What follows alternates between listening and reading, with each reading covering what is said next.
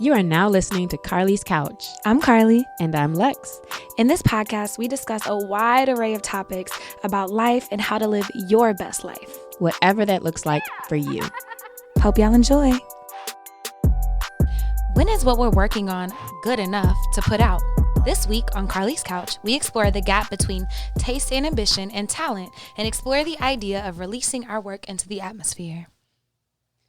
Welcome to Carlie's Couch. My name is Lextopia. This is Carlie Carpio to my left. We hope you're having a great, beautiful week thus far. Carlie came up with this episode based off of a quote that she found. So I think that it's kind of interesting just to, break down something that somebody said and that can apply to our lives and have a discussion around it. But first, we have a question of the week that shows a lot of delusion. And so the question was, this week's question from the couch, which celebrity do you think you look like / get told that you look like? First, we have a funny gif, and it's Josh. I think his name is Josh Vanderbeek. I just got a gif. But the guy Dawson from Dawson's Creek. Why they don't never seen words. Bro, but I could see that in the face. Like, I could definitely see it in the face. And it's funny because the gift they sent, he was like crying and like it looked more like him. So yeah, that's fair. Who is Mark Henry? Sexual Chocolate, big chocolate wrestler back in the day, WWF from back in the day. But I could also see that. I don't know who that is, so I don't know. I'm gonna be looking that up. Go ahead and read the next one while I look this one up. The next one said freshman year it was Chris Tucker. By the time we graduated, it was Kevin Hart and Kevin Durant. I can see how Kevin Hart and Kevin Durant, maybe they got the same thing, but I feel like also you were probably not in an environment of people that look like you. So sorry about that. Yeah. I'm just going to go to the next one. So, as a kid, Tatiana Ali back in her Fresh Prince days. I feel like a lot of girls look like Tatiana. And another one said Chris Brown. And I'm going to get into this week's quote. No. I don't know. But I mean, I don't know. Like, and they also didn't specify like if that was someone telling them they look like that or what if did you think? It. No. That's why I said I'm just going to keep keep pushing. Yeah. We hope you listening because Carlie said, wah. She said, yeah. No. Whoops.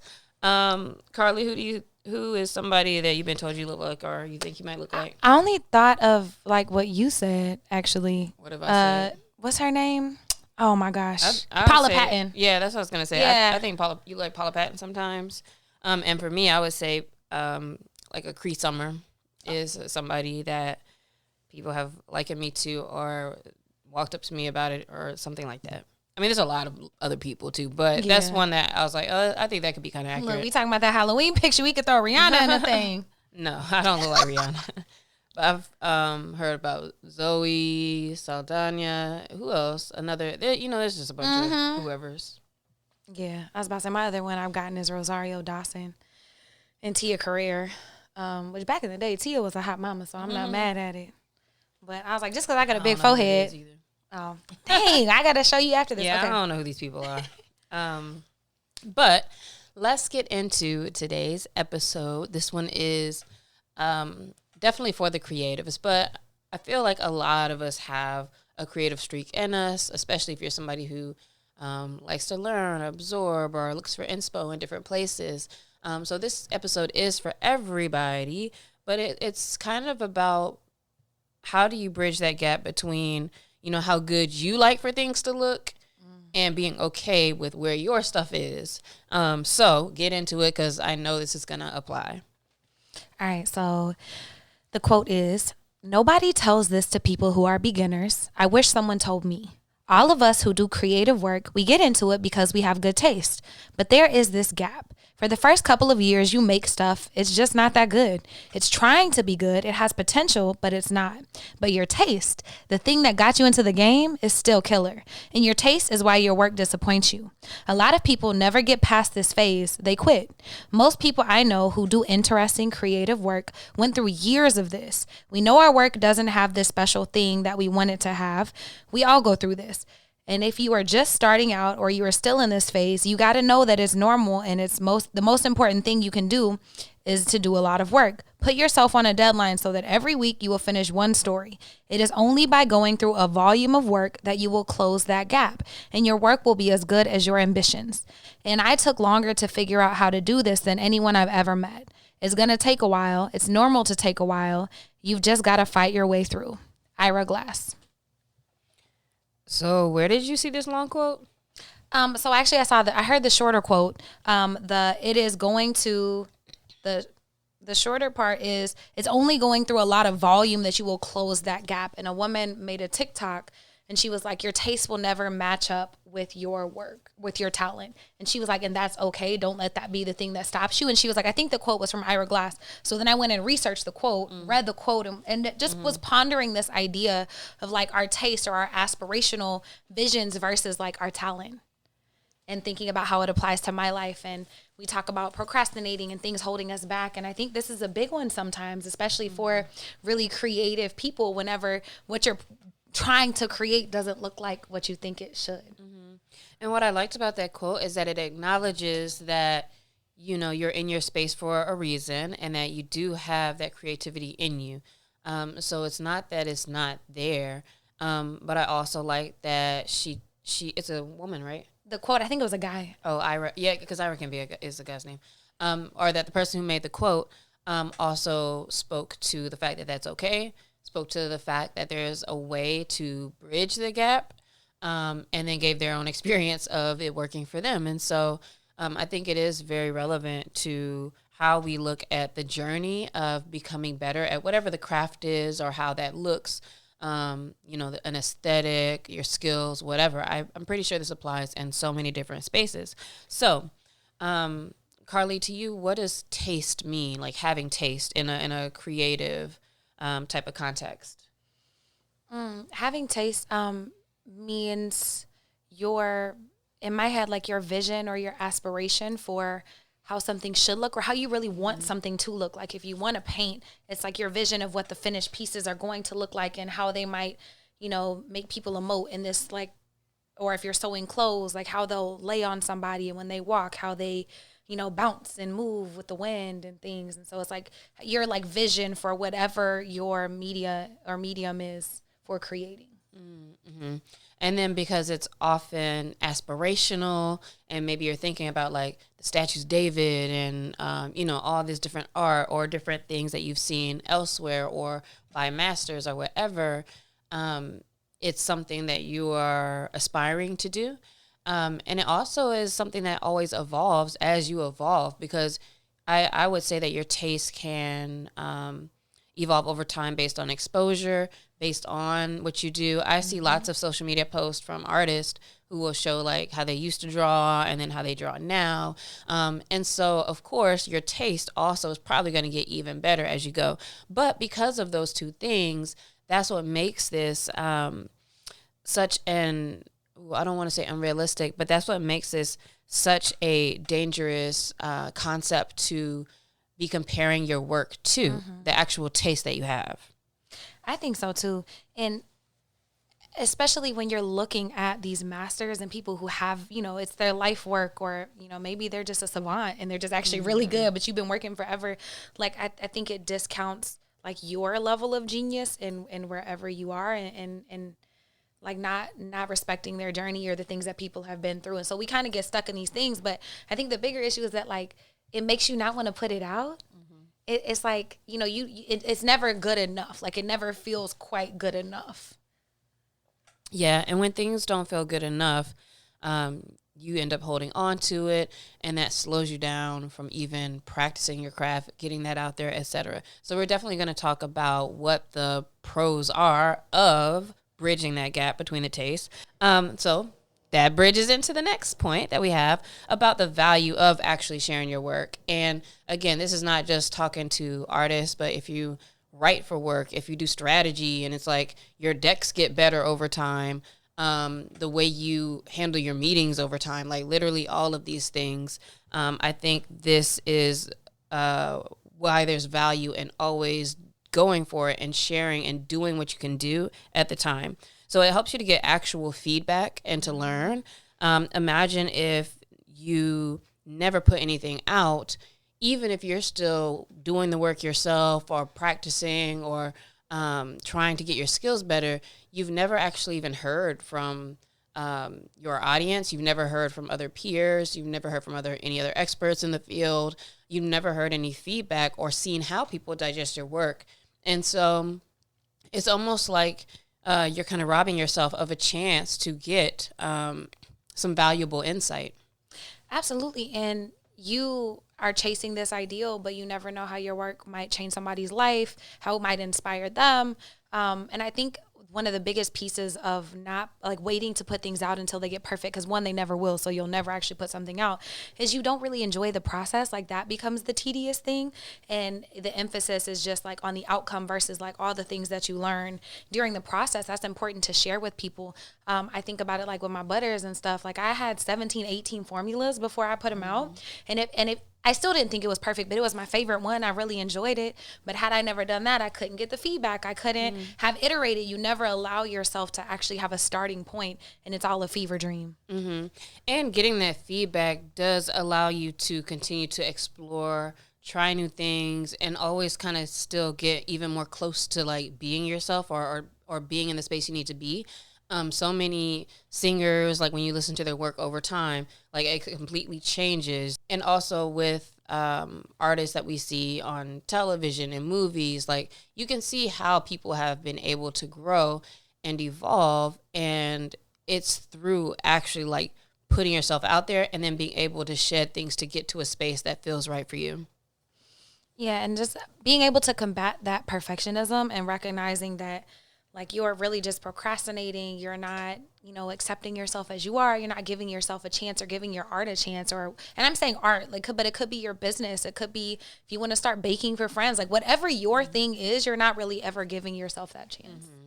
And then another value of sharing your work in progress is that it allows you to focus on the process and it de-emphasizes the outcomes. And so let's say you're doing like some webinars and you putting it together some type of content, going ahead and putting it out actually is allowing you to still get that information out there to move forward in your work, to like at least still have something, that people can see or see what you do, et cetera, as opposed to never putting anything out there and not giving yourself a chance to even see what that outcome can be, because that might be a learning experiences that shows you, oh, wow, this is a big place to make money, or this is another avenue to gain clients or whatever it is. But if you're just focused on the outcome of like wanting everybody maybe to be like 100% or, do whatever, it's always going to feel like it's not good enough for that outcome. And so that process allows you to still move forward by making some steps. Yeah, and that's beautiful. Like anytime you're trying or like allowing yourself to just move forward is beautiful. And so celebrating those moments. Okay, so I have an idea. I want to do this. I've been working on a thing. When is it good enough to put out? If we're saying it doesn't have to be perfect, when is it good enough? So one measure that your product or whatever this is good enough to put out is if it communicates the intended message. What do you want people to gain from this? You want them to see you as a marketing guru. You want them to recognize you as a good singer. You want them to see how your work reflects XYZ themes, like whatever that may be. If your work does convey that, then hey, it's good enough to put out. Another thing to consider is, will sharing it aid in future improvement? Like thinking about, will it help you get better? Will feedback help you get better? Will you be able to help people with what you're putting out? If you have, like, that's like someone who might have a cure for cancer, but real scared to actually try it. And so you might not ever be able to help people. And so thinking about whatever that is, like, will it aid in future improvement? Mm-hmm. And also if it can stand alone, even if it's not perfect or your ideal product, picture, song, whatever this may be, then it's good enough that you can share it because somebody can still get something from it.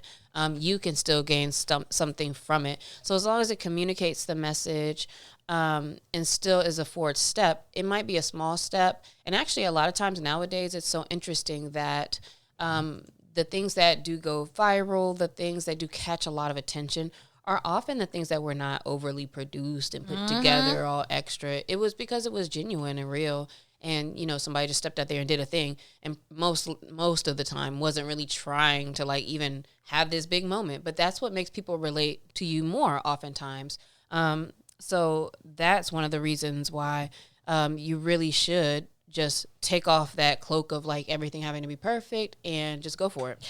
Yeah, in business, they have a minimum viable product, your MVP, and you launch that shit literally to see if it works, if anybody is interested, if the product can get any traction. And then so you might see like, oh, actually there's not really a market for this. This didn't work. I didn't enjoy it. It's not what I want. Good. But if you never release it, then you never would have known that. So you're really stuck in this area of like waiting for perfection when you're really just holding yourself back from everything else. But that also leads me to the next question. So if we're talking about, in the quote, Ira said that the more you practice, the more you put things out, the closer you get to closing that gap. And then I want to ask you, do you think that that gap ever really closes between taste and talent? Like, do you think it ever closes, or does it have to? Yeah, I think that it does, actually. I think that I see in a lot of different circumstances people who are incredibly talented and they've only gotten there from closing the gap.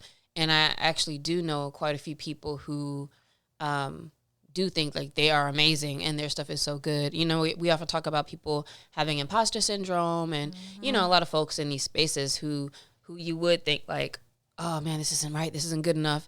I think that's a trope we see like on TV a lot of times where people are, you know, they just want to hide their talent to themselves.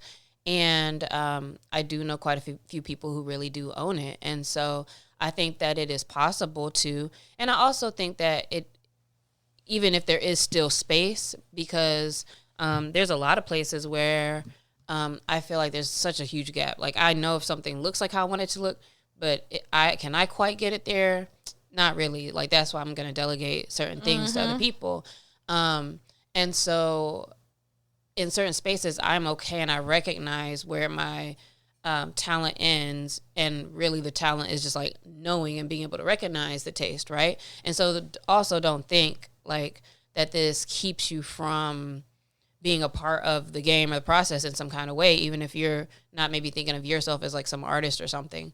But in all that to say that I do think that in some places there's a gap, and that in some places you can be completely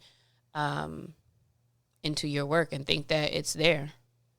Yeah, and that's beautiful. I think rest in peace to Quincy Jones, but I was just listening to an interview from him the other day where he was talking about like he only really did stuff that he felt really good about, and he knew it wasn't perfect, but he spent the time on it and only worked with people he really cared about, and, you know, created this thing. But now it's like you can kind of feel that in the music and in everything that he did. So I don't know if it can ever like close, because I feel like people who chase those things, like they know they're great, but they also might have another level of things that they're always aspiring to be. There's always the next thing, but you can always work towards it. Yeah, and I think sometimes thinking especially about musicians and really great musicians, a lot of time it almost seems like the gap is not necessarily like your taste or like your ability to do a thing, but the gaps can become like as you're evolving, like letting your work evolve with it. And so it's kind of feels like sometimes it's a realignment. So the taste is where you're at, but I don't necessarily feel like it's always like, oh man, I'll you know, the talent part is not always there.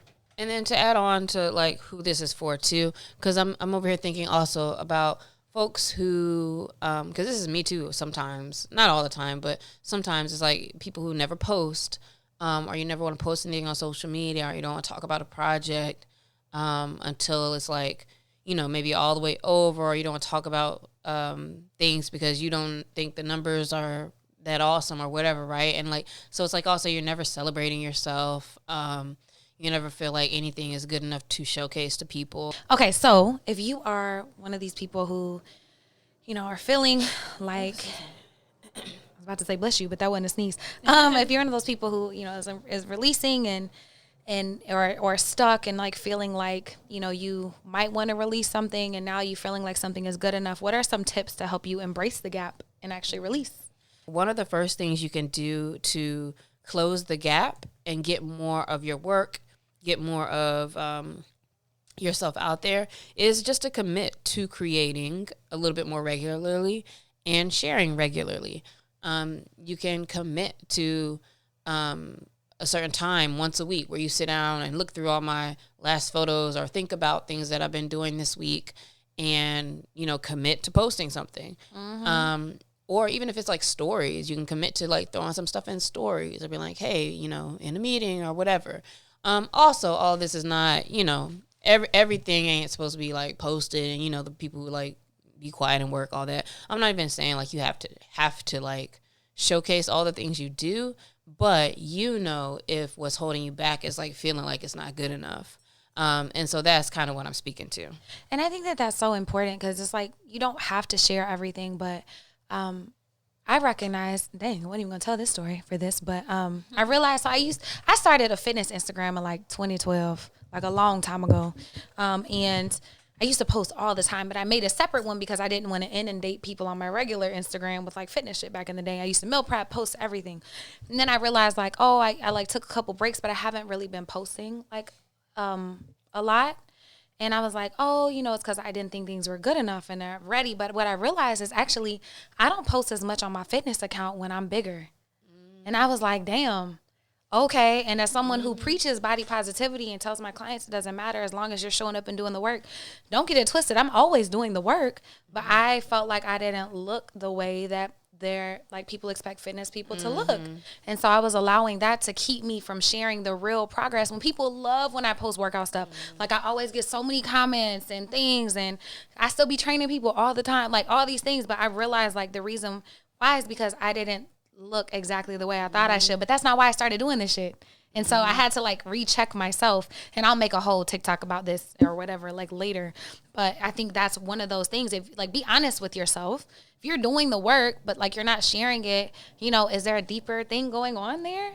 Like in mine was my body image issue. All of that to say, go ahead. Well, I was just gonna put on to that. That's a really good catch on that, and also I completely understand because 2022, 2021, it's like a couple of those years on Instagram, it's like 2 pictures from the whole year. And it's just like, you just don't. At the time, it felt like, I just like not in the mood. I don't want to, but then later you're like, nah, I didn't feel good. Because now when I'm feeling good and I feel like I look good, then every other day you like, getting it off. Yeah, so it's like, what's really going on? Like, so that was a good thing to notice. And I think that's the next and probably one of the most biggest tips from shifting to actually from the gap, like embracing that gap between your talent and how you think things should look, like your taste, and actually just releasing things, is shifting your focus from perfection to progress. I think that is really important to share even when things aren't perfect. And it's not saying you have to share your whole life story, because I honestly believe you shouldn't share everything with everybody. There are some things that should just be for you and the people who love you for real. But like, me as a fitness coach, I think that that's important to share that, even I struggle with my weight sometimes, and that, I'm working on my body image issues and things, because that's something that I talk with my clients about every single day. And so when you're working on building a business, it's important to share that instead of just sharing all the wins.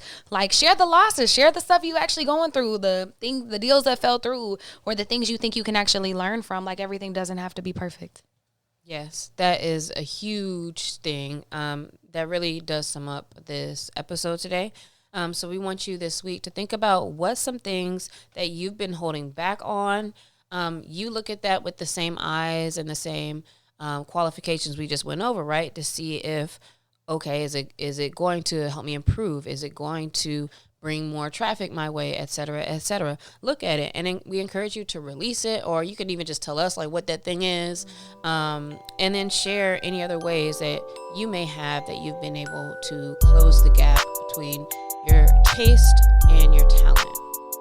At Carlie's Couch on all platforms. See y'all next week. Peace.